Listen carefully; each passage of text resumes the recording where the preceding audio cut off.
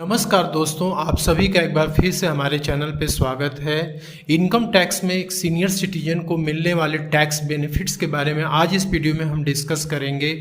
Income tax act में एक senior citizen को नॉर्मल सिटीजन के मुकाबले काफ़ी सारे टैक्स बेनिफिट्स मिलते हैं। उनमें से हम कुछ टैक्स बेनिफिट्स को इस वीडियो में हम कवर करने वाले हैं। टैक्स बेनिफिट्स डिस्कस करने से पहले हमें ये जानना जरूरी है कि इनकम टैक्स एक्ट में एक सीनियर सिटीजन और सुपर सीनियर सिटीजन की परिभाषा क्या है। तो इनकम टैक्स एक्ट के अनुसार एक सीनियर सिटीजन वही पर्सन है जो कि इंडिया में रेजिडेंट हो या प्रीवियस ईयर में उसकी जो एज है वो 60 ईयर्स या उसके ऊपर क्रॉस कर चुकी हो, लेकिन 80 साल के नीचे हो।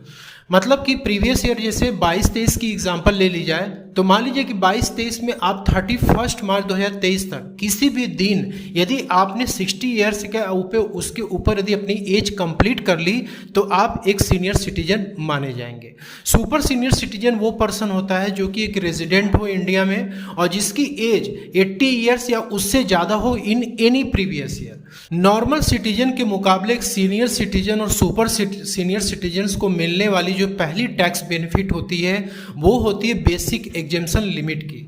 आप सभी को पता है कि एक नॉर्मल सिटीजन को जो इनकम होती है वो 2.5 लाख तक टैक्स एग्जेम्प्टेड होती है, मतलब उस पर कोई भी टैक्स नहीं लगता है। यही जो 2.5 लाख की लिमिट है ये सीनियर सिटीजन के केस में 3 लाख रुपए हो जाती है। मतलब यदि आप एक सीनियर सिटीजन है, आपकी इनकम यदि साल भर में 3 लाख तक है तो आपको कोई भी टैक्स नहीं देना होगा। आपको एडिशनल 50,000 रुपीज़ का यहाँ पे बेनिफिट मिल जाता है। यदि आप सुपर सीनियर सिटीजन है तो ये बेनिफिट आपको 5 लाख तक एक्सटेंड हो जाती है। आपको 2.5 लाख का एडिशनल टैक्स बेनिफिट मिल जाता है। मतलब आपकी इनकम टोटल इनकम 5 लाख तक है तो आपको कोई भी टैक्स नहीं पे करना। दूसरी जो बेनिफिट मिलती है वो स्टैंडर्ड डिडक्शन की मिलती है। सैलरी हेड में आप सभी जानते हैं कि सैलरी हेड में आपकी सैलरी की इनकम और पेंशन की इनकम और भी बाकी सारे अलाउंसेस इसमें आते हैं। तो यदि आप एक नॉर्मल सिटीजन है तो ये स्टैंडर्ड डिडक्शन आपको 50,000 रुपीज़ तक का मिल जाता है। लेकिन आप यदि एक सीनियर सिटीजन है तो इसमें भी आपको 50,000 रुपये तक की डिडक्शन मिलती है। जैसे आपको सैलरी और पेंशन से लेट सपोज कि साल भर में 3.5 लाख रुपए की इनकम होती है तो उसमें से ये 50,000 रुपये का स्टैंडर्ड डिडक्शन आपका माइनस हो जाता है। नेट इनकम आपका 3 लाख रुपए आता है, लेकिन ये 3 लाख रुपए भी आपका क्या है, यहाँ पे आप देख सकते हैं कि 3 लाख तक आपको कोई भी टैक्स नहीं देना है। इसका मतलब 3.5 लाख तक की इनकम आपकी क्या हो जाती है, एग्जेम्प्ट हो जाती है। आपको कोई भी टैक्स नहीं पे करना होता है। वैसे ही यहाँ पे सुपर सीनियर सिटीजन के लिए भी है, उनको भी स्टैंडर्ड डिडक्शन यहाँ पे 50,000 रुपये तक का मिल जाता है। तीसरा पॉइंट है इंटरेस्ट ऑन डिपॉजिट। तो यदि आप एक नॉर्मल सिटीजन है तो सेविंग बैंक पे मिलने वाले इंटरेस्ट पे आपको 10,000 रुपये तक का डिडक्शन मिल जाता है सेक्शन 80 टीटीए में। सीनियर सिटीजन के केस में सेक्शन 80 टीटीए एप्लीकेबल नहीं होता है। यहाँ पे सेक्शन 80 टीटीबी एप्लीकेबल होता है जिसमें कि आपको 50,000 रुपये तक की बेनिफिट मिल जाती है। इंटरेस्ट ऑन ऑल डिपॉजिट्स, मतलब बैंक में या फिर पोस्ट ऑफिस में आपके जितने भी डिपॉजिट्स अकाउंट है, चाहे सेविंग हो, चाहे फिक्स डिपॉजिट हो, चाहे रिकरिंग अकाउंट है, और उस पर साल भर में यदि आपको 50,000 रुपये तक का यदि इंटरेस्ट मिलता है तो वो पूरा आपको छूट मिल जाता है। और इसके बाद यदि उसके ऊपर भी इंटरेस्ट आपका चला जाता है, मान लीजिए 60,000 हो गया, 70,000 हो गया, तो 50,000 रुपये तक का जो डिडक्शन आपको मिलेगा उसके ऊपर की जो इंटरेस्ट होंगे उस पर आपका टैक्स लगेगा। वैसे ही सुपर सीनियर सिटीजन यदि आप हैं तो इसमें भी आपको 50,000 रुपये तक का इंटरेस्ट पे डिडक्शन आपको मिल जाता है। तो यहाँ पे आपको टीडीएस का भी छूट मिलता है। इनकम टैक्स एक्ट में सेक्शन 194 में टीडीएस ऑन डिपॉजिट्स पे आपको डिडक्शन मिलता है। तो नॉर्मल सिटीजन के केस में यदि आप फिक्स डिपॉजिट चाहे बैंक में चाहे पोस्ट ऑफिस में आपने एफडी करा रखी है और उस पर यदि आपको 40,000 के ऊपर यदि आपको इंटरेस्ट मिलता है फिक्स डिपॉजिट पे तो ही टीडीएस एप्लीकेबल होगा। 40,000 तक यदि आपका इंटरेस्ट होता है फिक्स डिपॉजिट पे तो उस पर टीडीएस एप्लीकेबल नहीं होगा। वहीं यदि आप एक सीनियर सिटीजन है तो यदि आपका डिपॉजिट पे इंटरेस्ट आपको साल भर में 50,000 के ऊपर यदि क्रॉस करता है तो ही आपको टीडीएस मतलब कट करके आपको टैक्स जो है बाकी इंटरेस्ट की अमाउंट आपको मिलेगी। नहीं तो 50,000 तक यदि है तो उस पर टीडीएस नहीं कटेगा। अब यहाँ पे यदि आपको टीडीएस से बचना है तो आप अपना फॉर्म 15G और H आप अपने बैंक में सबमिट कर सकते हैं। ताकि आपका जो भी इंटरेस्ट इनकम हो डिपॉजिट पे उस पे टीडीएस ना कटे। यहाँ पे जैसे देख सकते हैं कि आपको एफडी से इंटरेस्ट साल भर में 1 लाख रुपए तक का आपका बना, इस पे से बैंक क्या करेगा कि 10% टीडीएस आपका डिडक्ट करेगा 10,000 रुपये, बाकी यहाँ पे 90,000 रुपीज़ आपको पे कर देगा। ठीक है, क्योंकि यहाँ पे जो लिमिट है 40,000 और 50,000 वाली यहाँ पे क्रॉस हो चुकी। नेक्स्ट बेनिफिट है medical insurance premium under section 80D। यदि आपने कोई भी हेल्थ इंश्योरेंस पॉलिसी ले रखी है, उस पर आप प्रीमियम पे करते हैं तो आपको नॉर्मल सिटीजन के केस में कुछ डिडक्शंस मिलते हैं। जैसे यदि आपने अपने सेल्फ के लिए यदि पॉलिसी ले रखी है तो उस पर जो भी प्रीमियम पे करते हैं उस पर 25,000 तक का आपको छूट मिल जाता है। और यदि आप अपने पेरेंट्स के लिए भी लिए हैं जो कि नॉन सीनियर सिटीजन है तो आपको 25,000 का एडिशनल बेनिफिट मिल जाती है। मतलब यहाँ पे टोटल 50,000 रुपये तक का आपको छूट मिल जाता है सेक्शन 80D में। यदि आपके पेरेंट्स सीनियर सिटीजन है और उनका अपने पॉलिसी ले रखा है तो आपको एडिशनल 50,000 रुपीज़ तक का यहाँ पे डिडक्शन मिल जाता है। मतलब टोटल 75,000 रुपये तक का आपको छूट मिल जाता है सेक्शन 80D में यदि आप प्रीमियम का पेमेंट करते हैं तो।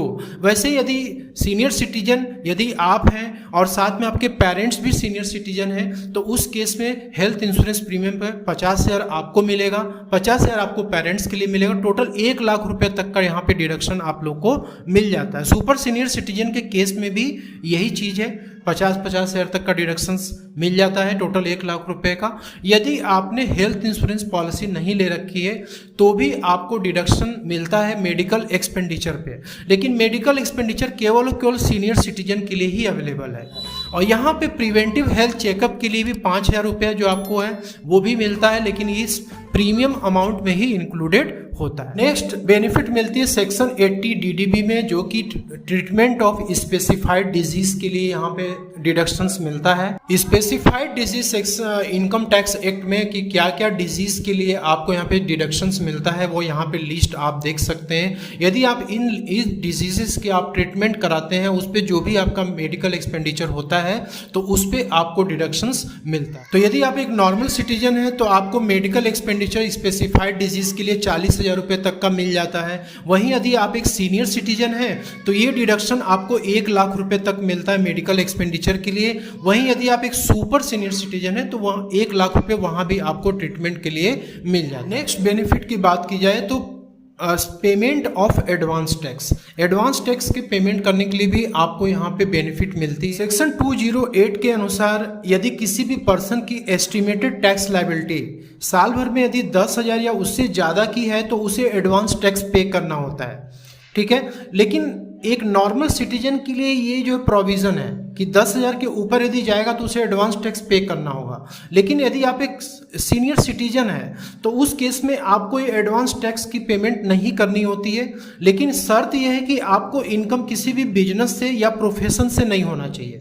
ठीक है, बाकी आपकी इनकम जैसे पेंशन से हो गया, सैलरी से हो गया, रेंटल इनकम हो गया या कोई और अदर इनकम हो गया तो उस केस में आपका एडवांस टैक्स यदि 10,000 के ऊपर भी चला जाता है तो भी आपको एडवांस टैक्स पे नहीं करना होगा। आप सभी जानते हैं कि यदि आपकी टोटल इनकम में एक बेसिक एग्जेम्पशन लिमिट को जब क्रॉस करती है तो आपको ITR फाइलिंग मैंडेटरी हो जाता है। तो यदि आप एक नॉर्मल सिटीजन है और आपका कोई भी TDS और TCS जो है साल भर में 25,000 या उससे ज़्यादा का यदि कटा हुआ है प्रीवियस ईयर में तो आपको यहाँ पे ITR फाइलिंग करना मैंडेटरी हो जाता है। वहीं यदि आप एक सीनियर सिटीजन है और आपका 50,000 या उससे ज़्यादा का TDS और TCS यदि कटा है तो उस केस में आपको ITR फाइल करना मैंडेटरी हो जाता है। इवन यदि आपका 2,000, 3,000 या 4,000 भी यदि TDS कटे तो हमारी तरफ से रिकमेंडेशन है कि आपको ITR फाइल करनी चाहिए ताकि आपका जो भी TDS कटा वो आपको रिफंड मिल सके। अदरवाइज 50,000 तक की लिमिट आपके पास अवेलेबल है। जब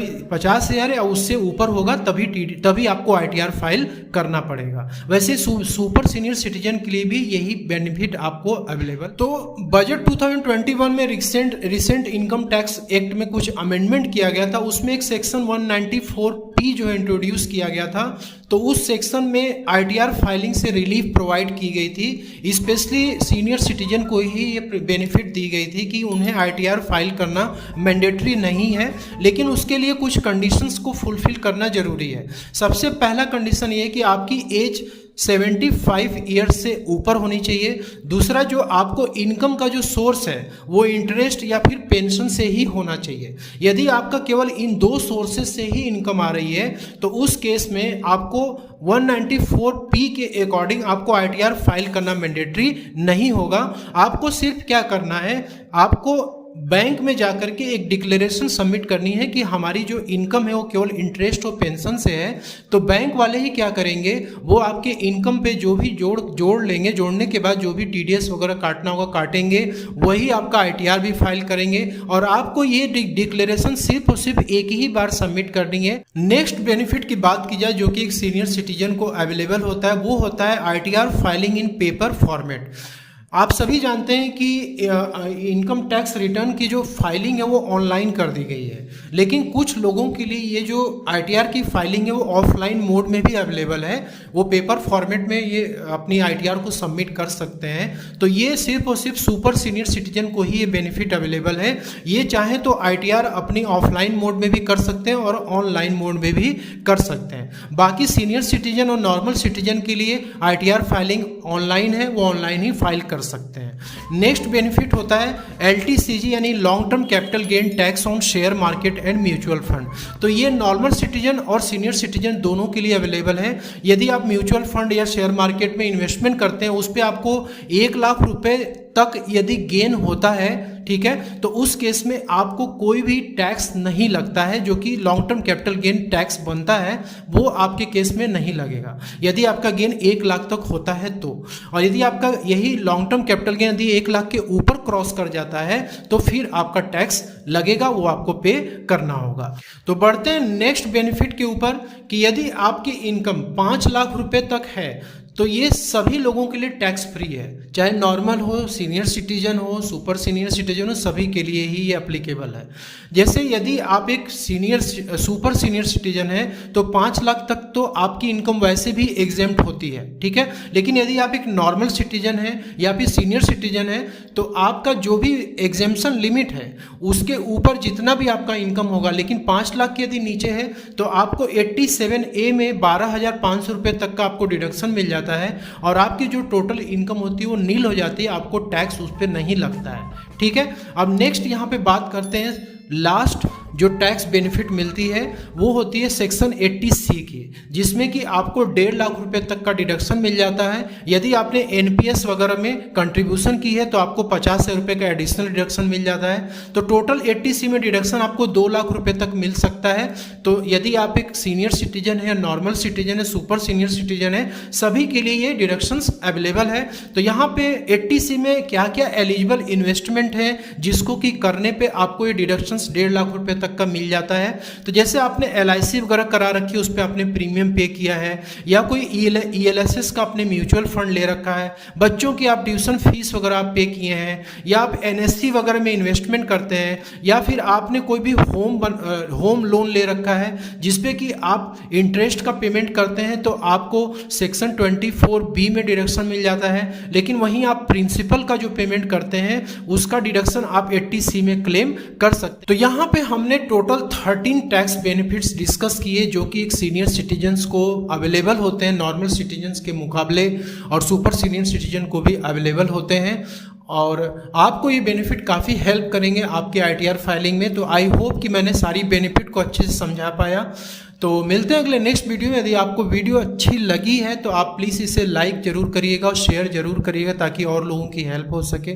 तो मिलते हैं अगले नेक्स्ट वीडियो में, तब तक के लिए जय हिंद, जय Bharat, take care, thank you so much for watching this video.